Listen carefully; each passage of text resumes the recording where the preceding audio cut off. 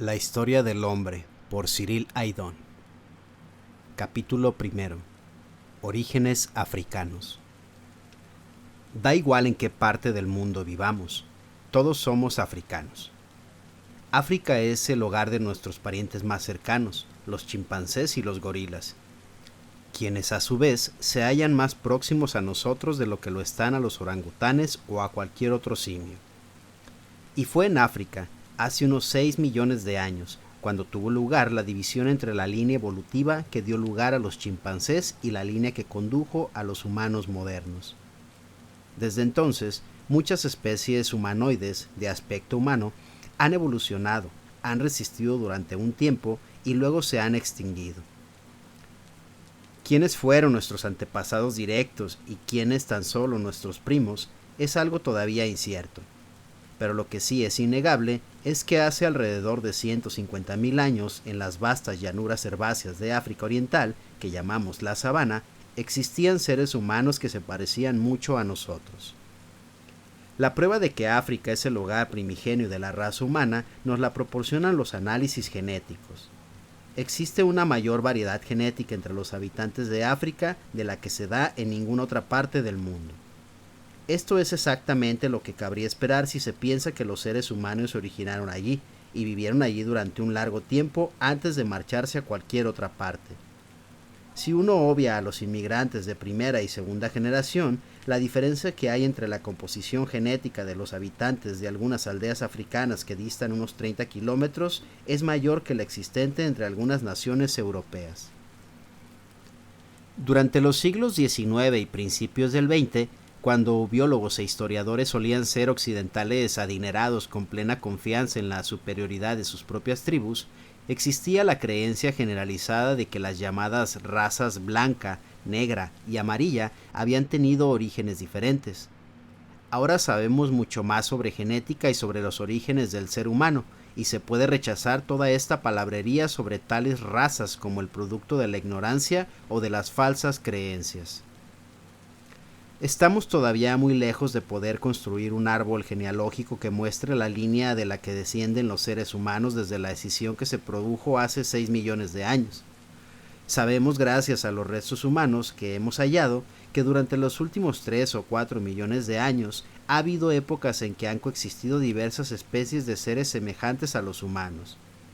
Pero estos restos, fragmentos de cráneos y esqueletos incompletos no son muy abundantes, así que vamos a necesitar encontrar mucho más ejemplares antes de afirmar con seguridad que hemos sido capaces de trazar la línea de los ancestros del hombre. Si tenemos en cuenta que solo una pequeña proporción de los humanos que habitaron la Tierra hace apenas 100.000 años pudo haber dado lugar a descendientes que vivan actualmente, las posibilidades de que cualquier criatura fósil hallada hasta el momento pueda ser literalmente un antepasado directo nuestro son mínimas. Es posible que algunas de esas criaturas representen especies que en su conjunto sean ancestros nuestros, pero para confirmar algo así debe recorrerse todavía un largo camino hacia el futuro. Se han hallado restos de las primeras especies prehumanas en diversas partes de África Oriental y Sudoriental. A estas especies extintas se les ha dado nombres latinos de acuerdo con el sistema elaborado por el naturista sueco del siglo XVIII, Carl von Linné, más conocido por su nombre latino, Linneo. En el sistema linneano, cada planta y animal lleva una descripción que consta de 2 partes. La primera parte indica el género o el tipo, y la segunda la especie o el carácter biológico específico. Los dingos, los galgos y los sanbernardos pertenecen al género Canis, perro, pero los dingos vienen clasificados como una especie distinta, Canis dingo, mientras que los galgos y los sanbernardos vienen clasificados como Canis familiaris, perro doméstico. Son pues 2 variedades de la misma especie. Cuando Linneo empezó a clasificar a los primates, lémures, monos, seres humanos, etc., colocó a los seres humanos en el género Homo, que significa hombre, y a los gorilas y chimpancés en el género gorila y pan respectivamente. Pero sitúa a los gorilas, a los chimpancés y a los seres humanos en el mismo suborden, antropoide, palabra latina que significa con forma de hombre. Al hacerlo, fue en contra de las doctrinas religiosas imperantes en su tiempo, que sostenían que los seres humanos eran únicos entre los animales de la creación. Según la fe cristiana, tal como se deriva de la Biblia, el hombre ha sido creado a imagen de Dios para dominar todas las bestias de la tierra. Para Linneo, sin embargo, los seres humanos no eran lo suficientemente diferentes de los grandes simios como para que estuviera justificada una mayor separación en cuanto a su descripción biológica. Si la ciencia de la genética hubiera existido en la época de Linneo, éste ni siquiera habría separado a los gorilas, los simios y los seres humanos del modo en que lo hizo. De hecho, los chimpancés comunes y los chimpancés pigmeos, los bonobos, comparten el 99.3% de sus genes. Ambos tipos de chimpancés comparten un 98.4% de sus genes con los seres humanos. Esta diferencia del 1.6% que hay entre los chimpancés y los seres humanos es apenas la mitad de la diferencia que existe entre los chimpancés y los humanos por un lado y los gorilas por otro. No cabe duda de que si Linneo hubiera clasificado a los primates en la década de 1990 en vez de en la de 1750, habría incluido en el género Homo no solo a los seres humanos, sino también a los chimpancés comunes y a los bonobos. Los biólogos siguen reservando el término Homo para los humanos y para sus parientes más próximos ya extinguidos. Algunas especies más antiguas se encuentran en el género Australopithecus, simio del sur. Los cerebros de esos Australopithecus eran tan solo un poco más grandes que los de los chimpancés. Poseían largos brazos, lo que presumiblemente significa que todavía podían moverse con soltura por los árboles.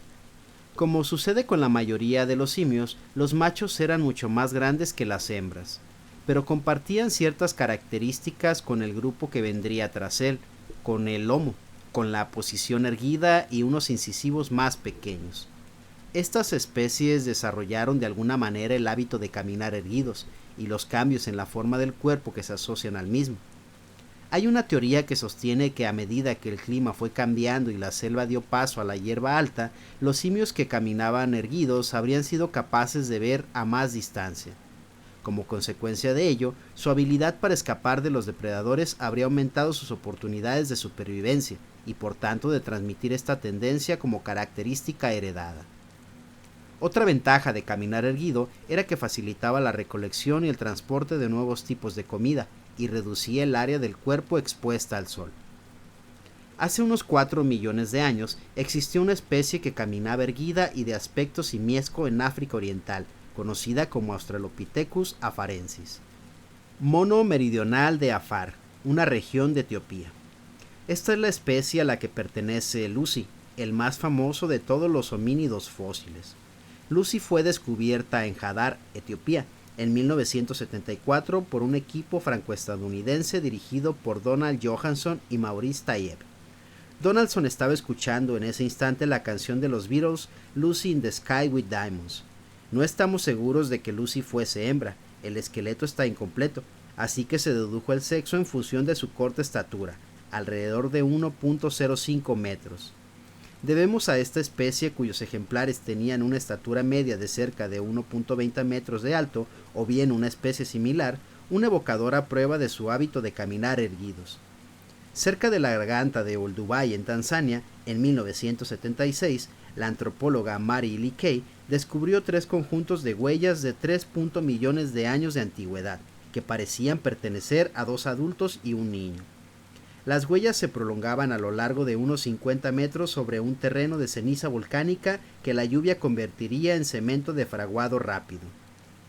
Hace 2,5 millones de años, una criatura de apariencia algo más humana, el Homo habilis, hombre hábil, vivió en Kenia y en Tanzania.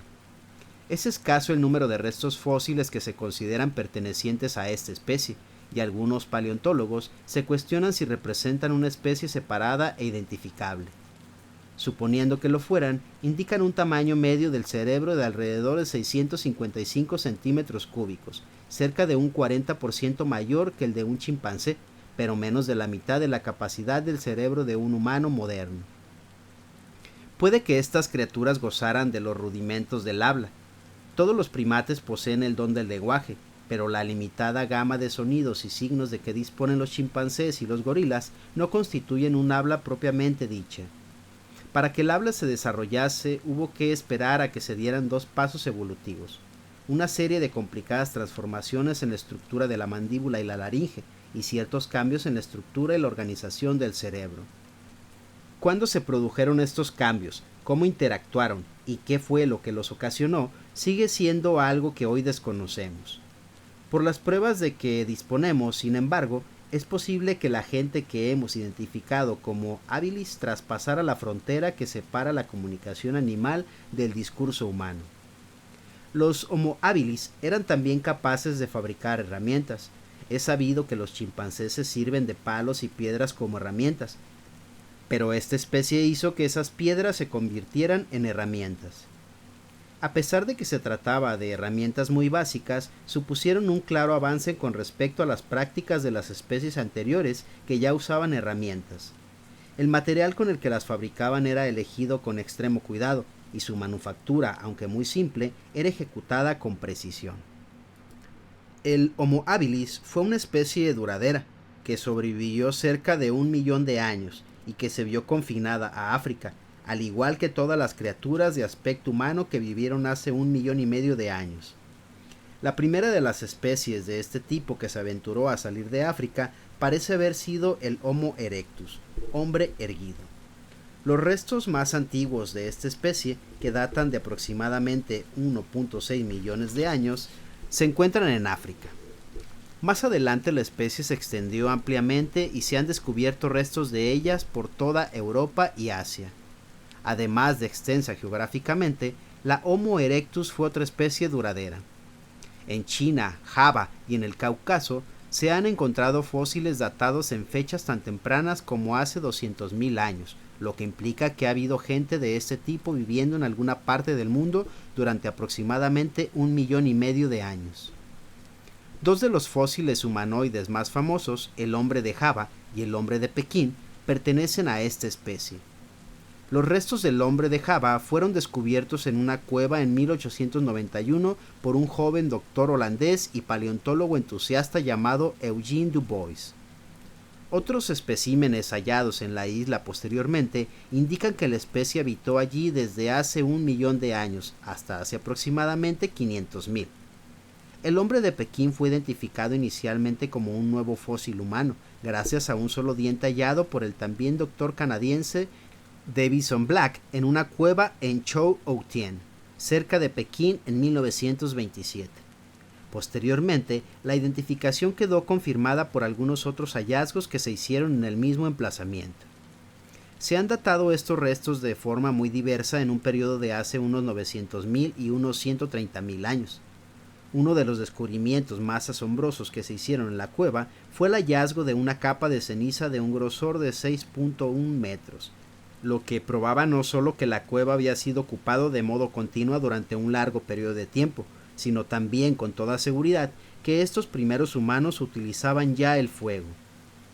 Además de saber hacer fuego, el Homo erectus era un constructor de herramientas moderadamente sofisticado, que fabricaba hachas de mano y una variedad de herramientas labradas toscamente y hechas de pedernal, sílex y cuarcita. Tanto en lo que respecta a la altura como al tamaño del cerebro, el Homo erectus estaba más o menos a medio camino entre el Homo habilis y los humanos modernos, y muy posiblemente la especie practicaba ya un lenguaje bastante desarrollado, aunque mucho más primitivo que el nuestro. La cuestión del tamaño del cerebro nos lleva a otro cambio enormemente significativo que tuvo lugar en alguna parte del sendero evolutivo que surge de nuestros antepasados de aspecto simiesco. Un cerebro grande requiere una cabeza también grande, pero como cualquier madre sabe, las cabezas grandes no traen más que problemas. En el caso de los simios bípedos, el tamaño de la cabeza ha de estar limitado por la capacidad de la pelvis de expulsarla durante el parto. No obstante, un cerebro grande tiende a ofrecer a su poseedor ventajas tan enormes en la carrera por la supervivencia que debió de existir una fuerte presión evolutiva para que los cerebros crecieran tanto como fuera viable. Se entabló entonces una competición de doble sentido entre las ventajas para los niños que se derivarían de nacer con cerebro grande y lo conveniente que resultaría para la madre que la cabeza del bebé fuera lo más pequeña posible a la hora de dar a luz. El resultado fue que se hizo inevitable un nacimiento prematuro. Tras un periodo de gestación de 9 meses, se produce el parto de un descendiente cuyo cerebro ha de completar su desarrollo a lo largo de un periodo de muchos meses más, durante los cuales el niño depende completamente de su madre o de la sustituta de la madre. Ningún otro primate nace en una fase tan prematura. Para alcanzar a la hora del parto el mismo estadio de desarrollo cerebral de otros primates, los bebés humanos habrían de permanecer en el útero durante unos 18 meses. El hecho de que no lo hagan es el resultado del equilibrio que se establece entre la vulnerabilidad que produce esa dependencia tan prolongada y las ventajas de poseer un cerebro grande. No se sabe si el Homo erectus es un ancestro directo de los humanos modernos, o si la línea del sapiens y del erectus descienden por separado de una especie de antepasados común, del Homo habilis o de un pariente cercano, en algún lugar de la línea evolutiva hace entre 1 y 2 millones de años. Pero sea cual sea la línea de ascendencia, la sucesión no llega a producirse en todos los lugares del mundo donde se han descubierto restos de Homo erectus. Las nuevas especies no se desarrollan paralelamente en lugares distintos. La especiación, evolución de una nueva especie a partir de otra ya establecida, es un acontecimiento único que se produce en un solo lugar. Solo después de que una nueva especie haya evolucionado en un lugar determinado, empieza a extenderse para ocupar otros territorios. Eso significa que si la línea hacia nuestra propia especie procede del Homo erectus, tal línea tiene que haber tenido su origen en un lugar determinado, y ese lugar ha de estar en alguna parte de África. En términos temporales, el paso del Homo erectus al Homo sapiens, si es que esa transición se dio en la realidad, probablemente se produjo hace más de 500.000 años. Los restos fósiles de esa era descubiertos en África revelan una mezcla de características de Erectus y de Sapiens. No es hasta hace aproximadamente entre 150.000 y 120.000 años cuando hallamos en África restos de criaturas cuya estructura corporal es tan similar a la nuestra como para que los biólogos puedan justificar su inclusión en la especie Homo sapiens, hombre sabio, y por tanto para poder calificarlos como humanos modernos.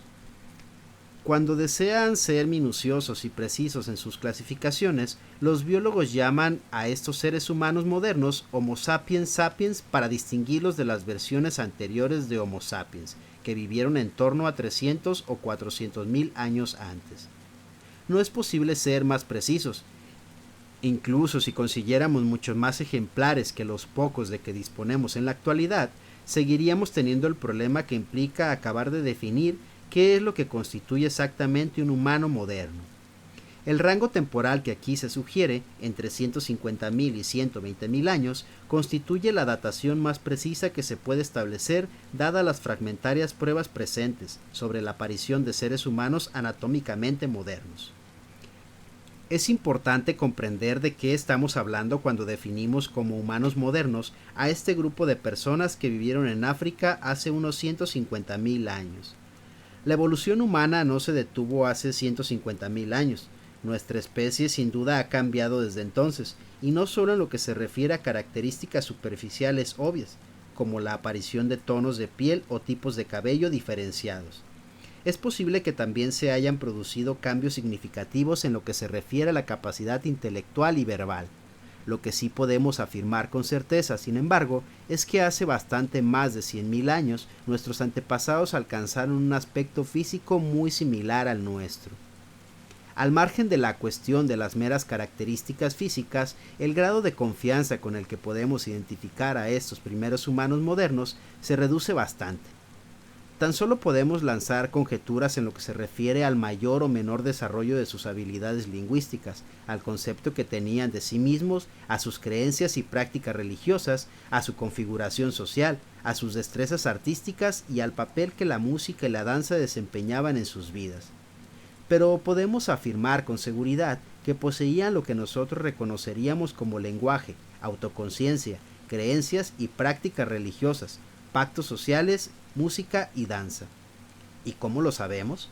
sencillamente porque todos los seres humanos a lo largo de la historia, incluidos los pueblos indígenas de Australia y todas las tribus que han vivido aisladas, han venido realizando estas prácticas, así que éstas deben de haber formado parte de la vida de nuestros antepasados desde mucho antes de que algunos de ellos abandonaran África hace 60.000 años o más.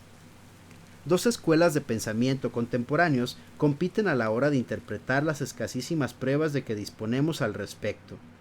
Una de las teorías se condensa en la expresión el gran salto adelante, acuñada en la década de 1990 por el fisiólogo norteamericano Jared Diamond en su libro El tercer chimpancé.